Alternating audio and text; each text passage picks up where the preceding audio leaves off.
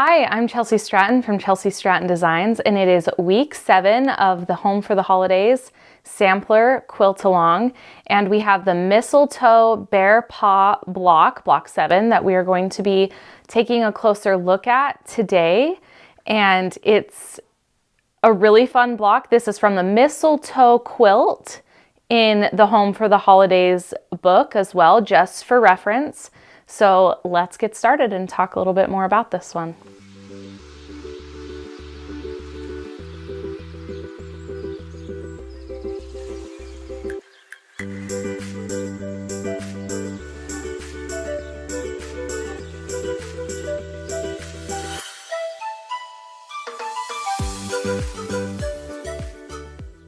Okay, so this is the Mistletoe block from the Home for the Holidays book.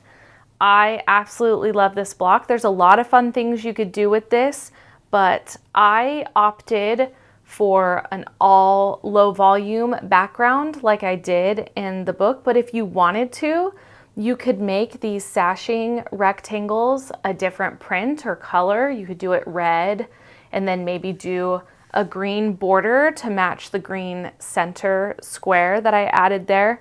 This is simple piecing. It's half square triangles and squares. So nothing too complicated. I'm going to show you the back real quick for your pressing. And you're just going to be following the pressing from in the book. And you're always going to press towards your sashing strips. Always. I always tell people that. And as you can see, the block lays nice and flat. We did have to add borders to this one to make it the right size for the rest of the blocks in the quilt sampler. And you could also experiment with, you could make one of these red and then green and then gray and then pink. There's a lot of different options. I opted to just do one color and then a different color for the center square, but really cute. I love this project in the book as well. Okay, so now that we have seen the Mistletoe Bear Paw block just pieced, we're going to look at it quilted.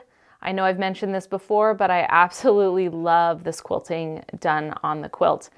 And this quilt has a lot of background in it. I talked earlier about how you could add different colors here in the sashing or in the border, but I just really liked just focusing on this mistletoe block from the quilt, just like I did in the quilt in the book. Like I said, just easy piecing, and I love that I kept it really, really simple on this one. Mom's is a little bit different. I love what she did, so I'm going to show that to you next.